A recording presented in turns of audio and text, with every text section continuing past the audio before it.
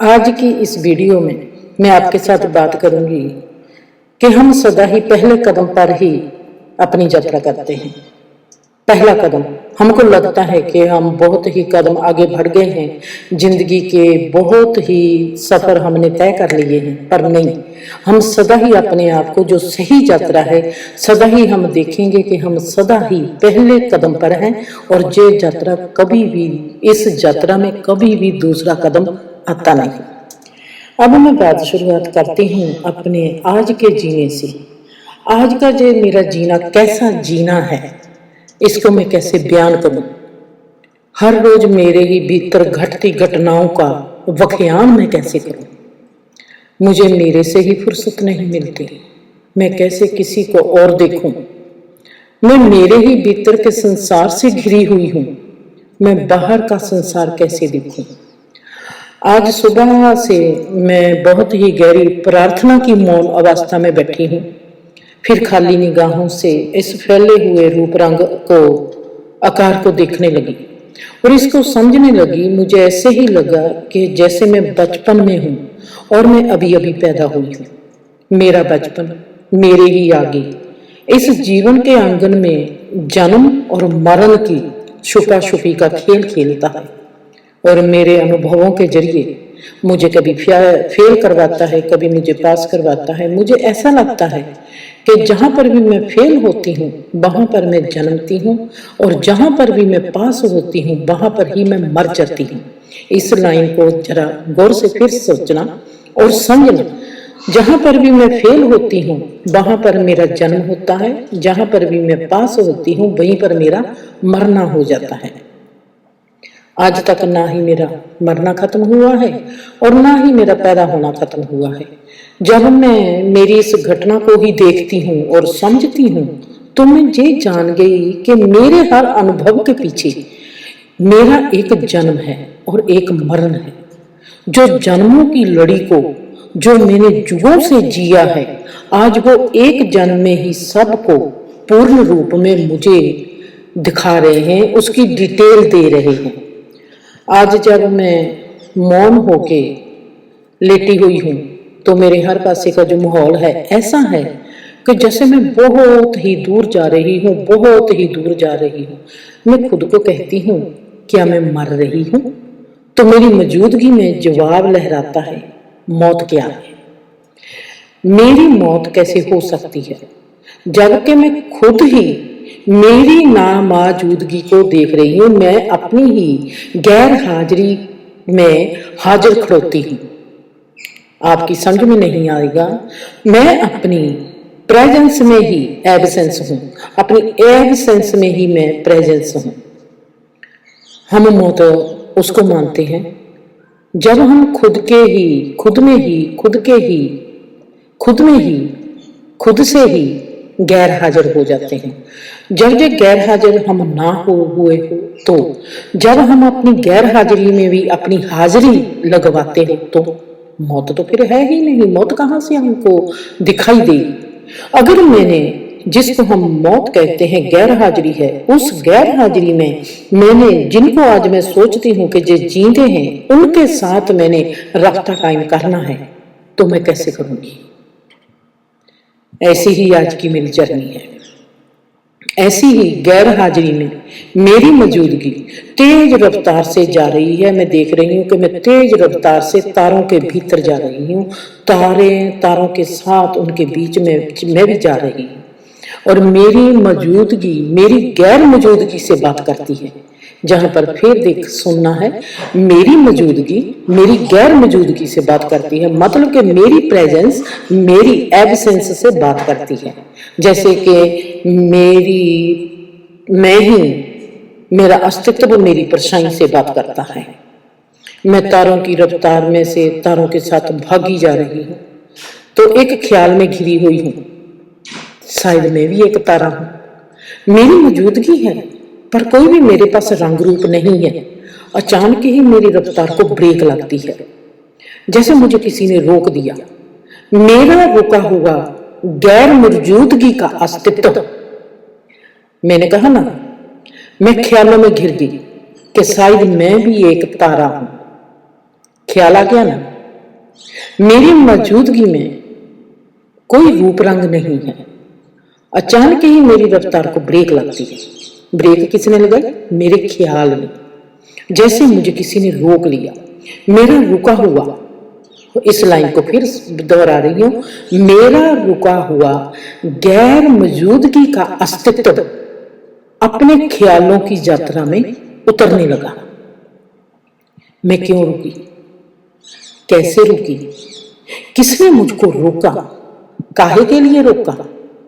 मैं कौन हूं?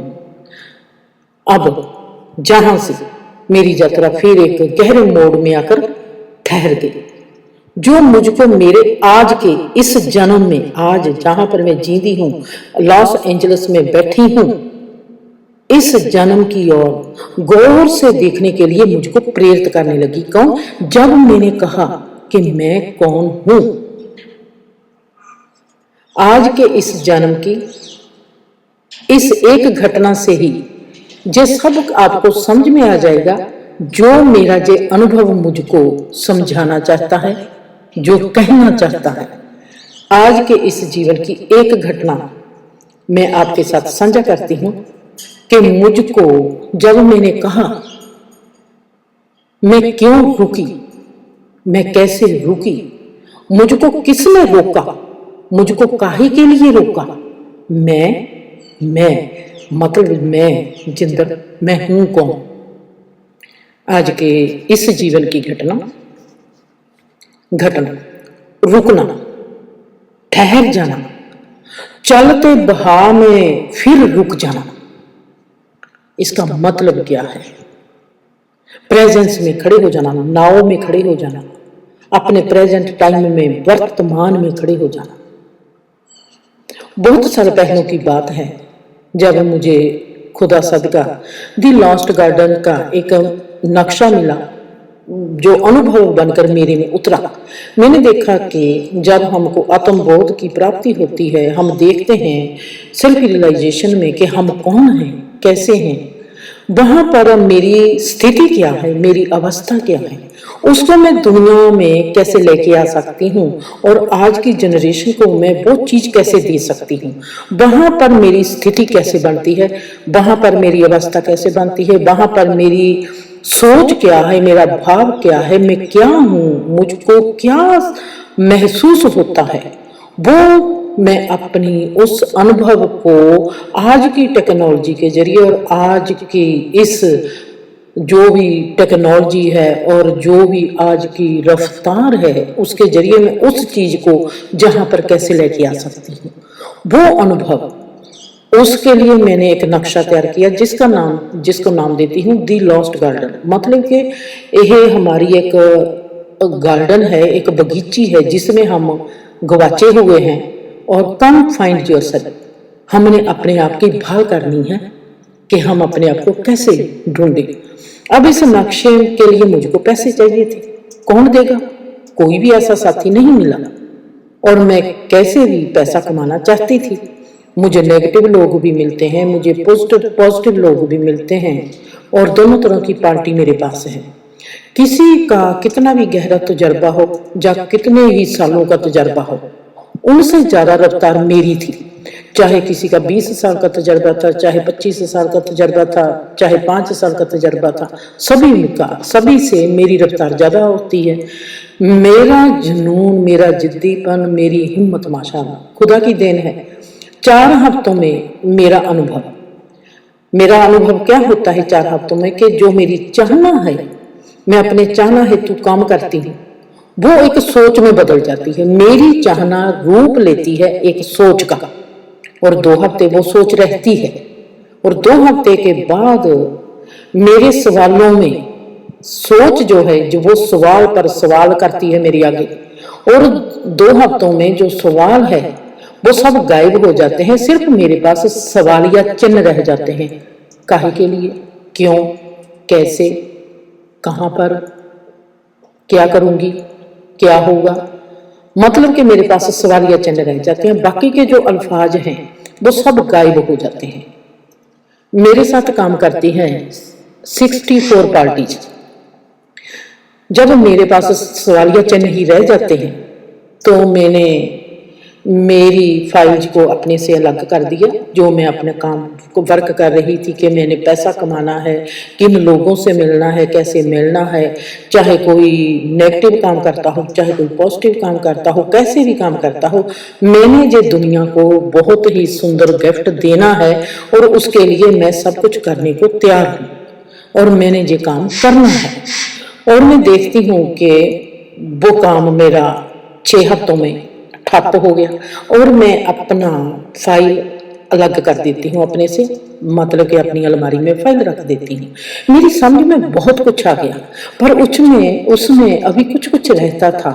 उस ब्लैंक को भरने के लिए मैंने अपने अगले कदम में जाना था, ताकि मैं पूर्ण रूप में 100% इस चीज को समझ जाऊं, जहां पर मेरे में ब्लैंक है उसको मैं कंप्लीट कर लूं।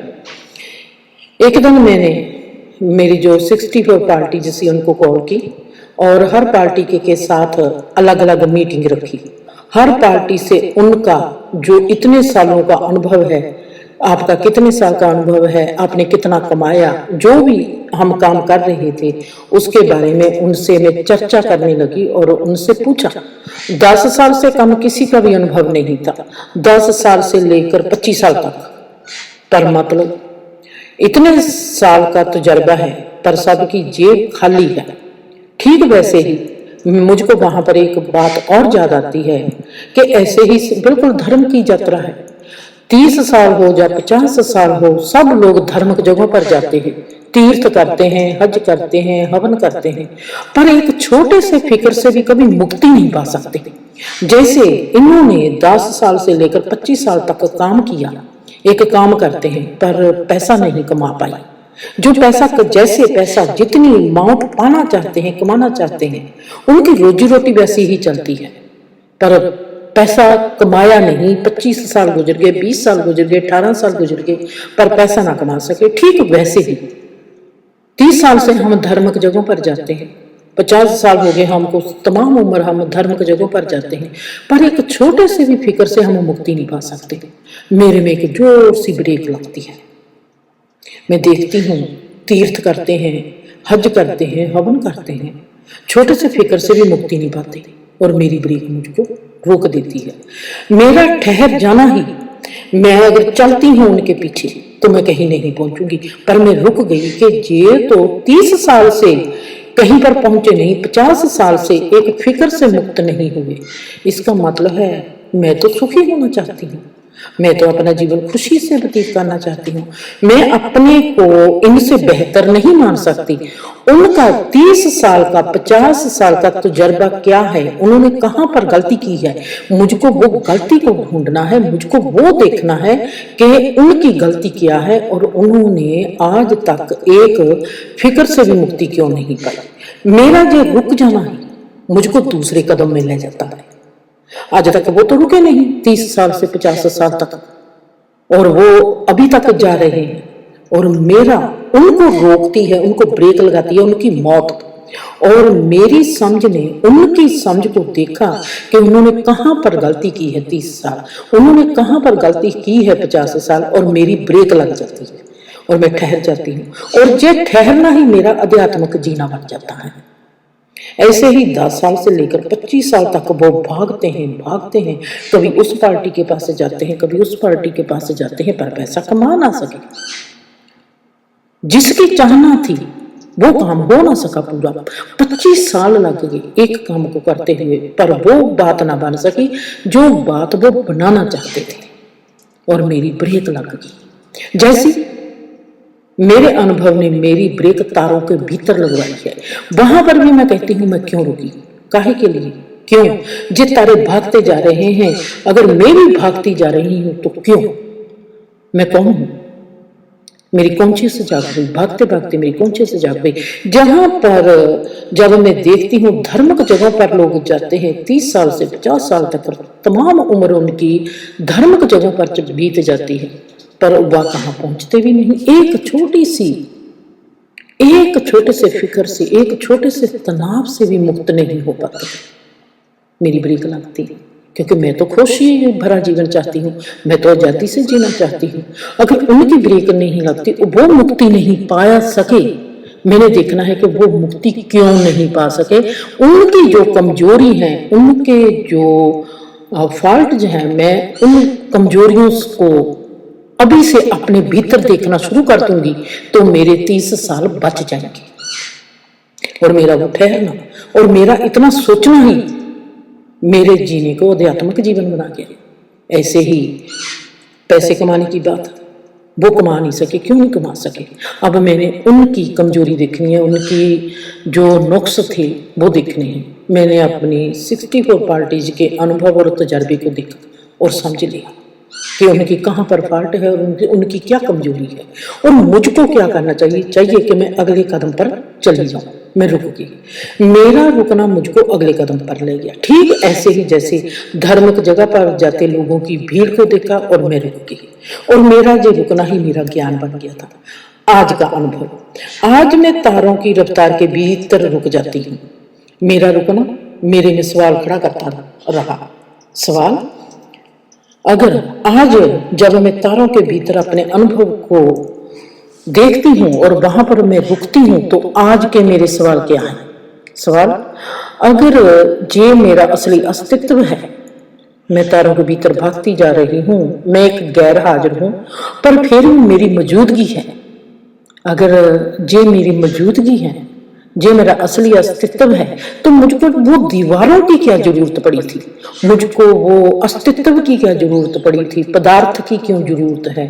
रिश्तों की क्या जरूरत है? संसार की क्या जरूरत है? वो सब की मुझको क्या जरूरत है? धर्म की मुझको क्या जरूरत है? ये सब जो संसार के बही खाते में लिखा हुआ है, ऐसा समाज चाहिए, ऐसा परिवार चाहिए, ऐसी स्त्री चाहिए, ऐसा पुरुष चाहिए, ऐसा चाहिए, वैसा चाहिए, ये सब की क्या जरूरत है? जे अगर मेरा असली अस्तित्व जे है, कुछ तो है जो बहुत गहरा है, जो मेरी समझ में नहीं आ रहा।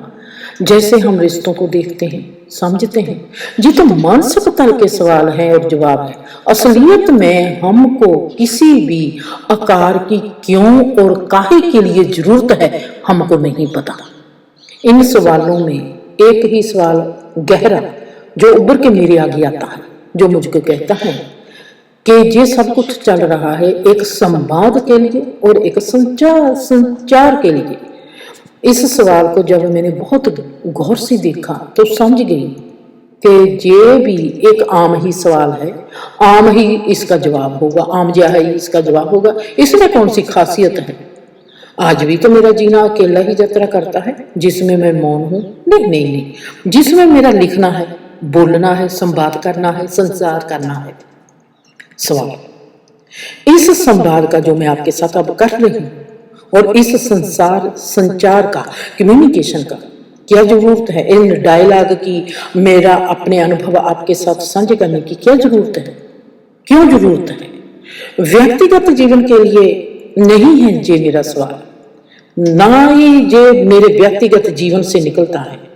मेरा व्यक्तिगत जीवन खत्म हो चुका है। आज मैं एक ऐसे जीवन को जी रही हूं जो एकता से भरा हुआ जीवन है, जो कहता है कि ये तमाम ब्रह्मांड एक है।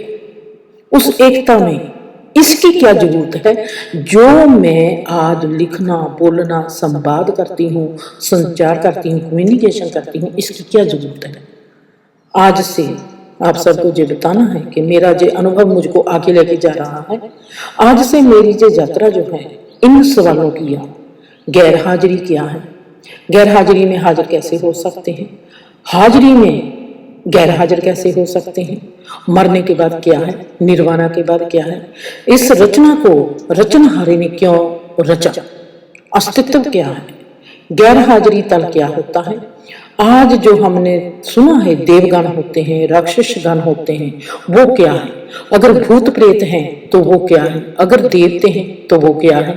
उनकी यात्रा और जन्म मरण के पार की यात्रा क्या है, जिससे आज मेरा जीवन बहता है। और मैं आप सबसे इसकी बात, जैसे जैसे मेरे अनुभव गुजरते जाते हैं, और मैं आपके साथ इसकी बात करती जाऊंगी।